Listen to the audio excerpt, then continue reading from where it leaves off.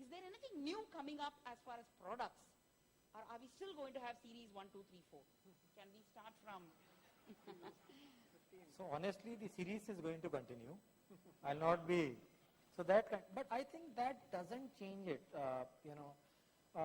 Finally, there are different kind of investors. As in manufacturer, we need to address every kind of investor. There are accredited investors who would need specialized products. NFOs would have their own charm. There are still people who look at 10 rupees as something which they are more comfortable. It's like saying ICICI Bank going for a split, stock split. People are worldwide comfortable with lower values to be seen there. So that is going to be. The other thing which manufacturing needs to be done, from a manufacturing perspective, one is sharper positioning of the products which they launch. Earlier, these positionings were maybe not very sharpened. So we were doing a lot of NFOs, but these were not maybe they were in name they were different, but in the real content they were not as different. Now, with regulatory intervention, as with maturity of the industry itself, now these are very sharpened products. Now you don't get to launch products which are replica of each other in any manner. Number two, there is no single answer. And so if you say growth fund has become 70 times in 14 years. Now Rajesh Khanna's bungalow is also the CAGR which I was reading. The Carter Road bungalow, the CAGR is much less than, though it is that 3.5 lakh has become 85 crores. Now this has become given a CAGR of 26-27% for 16 years. Despite of that, people come back to us and say, okay, your last 3 months performance is not good. Right? That is the reality, and that is how the customer behaves worldwide. So people look up to this. So coming back to the other thing, one is sharper positioning. The other part of it is the fact that as a manufacturer, we are trying to come in with propositions of solution orientation. So earlier we used to, so from inside out, it is now outside in. So for example, we have launched something known as, portfolio SIP. So within 5,000 rupees, you can customize a portfolio with equity, debt, gold, liquid, for the customer as per the risk profile. Now, but these things will take its own time to build up over a period. But there is definite move from products to solutions worldwide and from general products to goals. All right. I think we have run out of time that we have because we will go into constantly looking at all right. So we can. All right. Okay. I'm sorry about that, Prem. I'm sorry about that. So we did have a good round of questions. So Prem, we close or should we ask questions? All right. All right. Thank you. Thank you. Not at all. Yeah. Not at all. No problem. Not at all. Thank you. Thank you so much. Thank you. Thank you.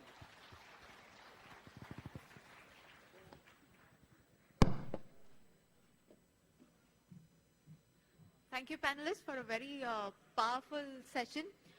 Ladies and gentlemen, I would just like to tell you that please feel free to get your refreshments inside so that we can quickly move on to our next segment. Thank you. So many people will come and say to us, you should make money work for you. Why do you work for money? You should make money work for you. But nobody would tell you how. I mean, how do you make money work for you? Friends, we'll now be resuming the next session, for which we have Professor Raj Raghunathan. Raj is a professor of marketing at the Macomb School of Business at the University of Texas at Austin. He has done his PhD from Stern, New York University. This is his first address on a non-academic forum in India. He will tell us about ways to overcome investor inertia using behavioral finance principles. Friends, please put your hands together for Raj.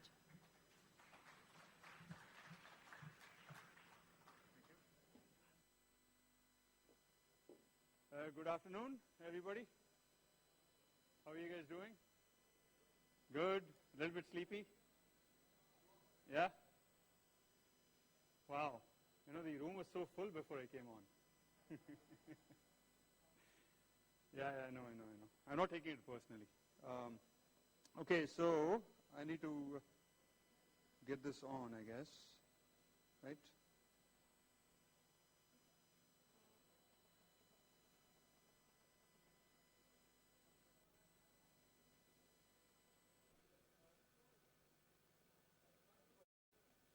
Okay.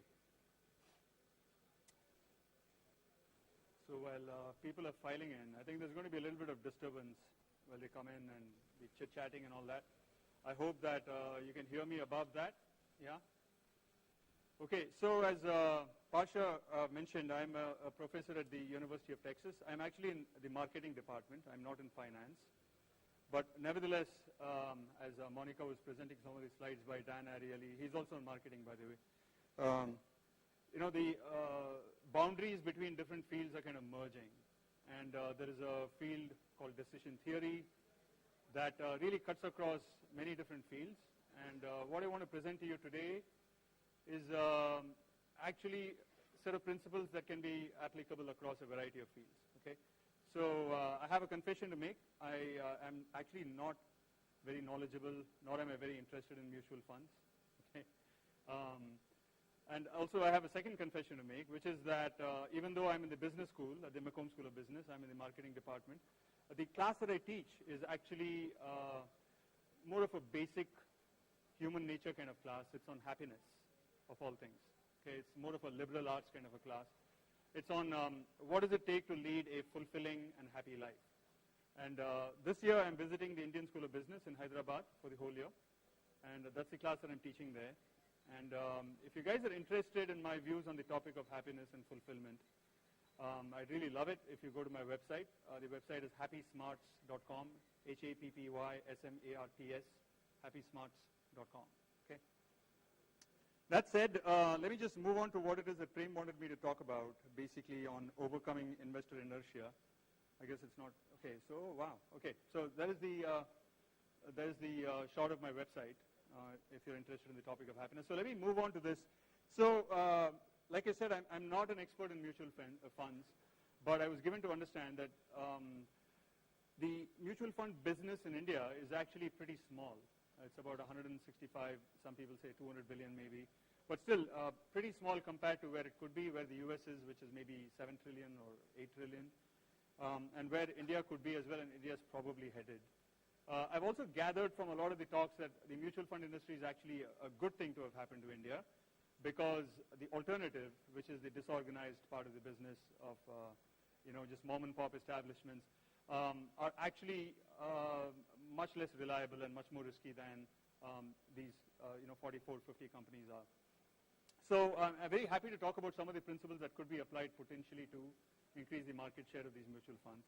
And there are three obstacles in particular that Prem mentioned to me.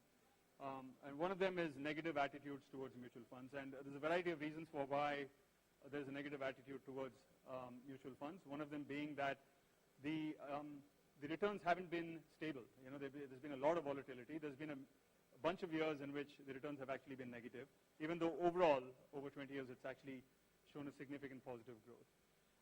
And the second big reason is mis-selling. That is that there's on the part of the seller, perhaps the distributor, to the customer, there's been a misrepresentation of the returns that could be expected, and that might be part of the negativity. The second big problem is unfamiliarity with mutual funds. A lot of people already talked about it earlier today, and it's a relatively new kind of instrument compared to, let's say, banks or insurance. And also, if you go around, just driving around the city, you see a lot more banks, right? You see a lot more advertising for banks and billboards and so on, not so much for mutual funds. And the third issue also, which was covered a little bit, and I think there's also one of the reasons for this is, and it's complexity, basically, understanding what mutual funds are, how to go about investing in them. If you invest 100 rupees, what share of it goes towards the person who's managing it, and so on. So on top of that complexity, there's the complexity with the rules and regulations, which are taking up more and more space because of the regulations, right? So these are the three problems that I want to very quickly talk about. And I could actually go on forever on these topics, because there's just a lot of stuff that could be talked about. But Prem has told me that I need to finish up 5 minutes in advance, actually. So I'm going to try and rush through this. Okay, so here's a metaphor representing how we make decisions. And this is from a book called The Happiness Hypothesis by a person called Jonathan Haidt. And what he says is that most of our decisions are actually ruled by our heart or our emotional side. And we think that our rationality, our logic, our thought processes, cognitive abilities are what are ultimately deciding what we do. But in fact, subconsciously, our decisions are already being made by this emotional side. And so he uses this metaphor of the elephant being the emotional side and the mahout who's sitting on top being the rational agent. This is very reminiscent of, I think, the Indian equivalent of it from the Bhagavad Gita with, maybe it's not from the Bhagavad Gita, but, the charioteer trying to control the horses, which are the emotions.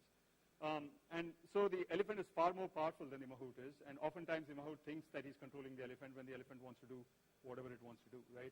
So it's a very similar analogy, and basically the idea is that when people have a certain feeling towards options, those feelings are going to guide what decisions they make, right?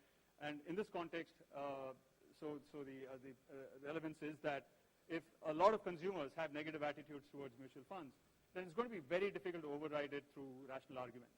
They'll come up with other rational arguments for why your rational arguments don't work. So you have to move them at an emotional level, and without doing it, it's going to be very difficult to convince them to jump on board, okay?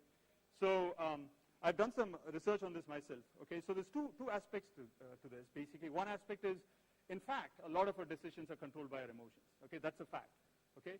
But at the same time, and this is particularly true for people who are very educated, particularly true in contexts in which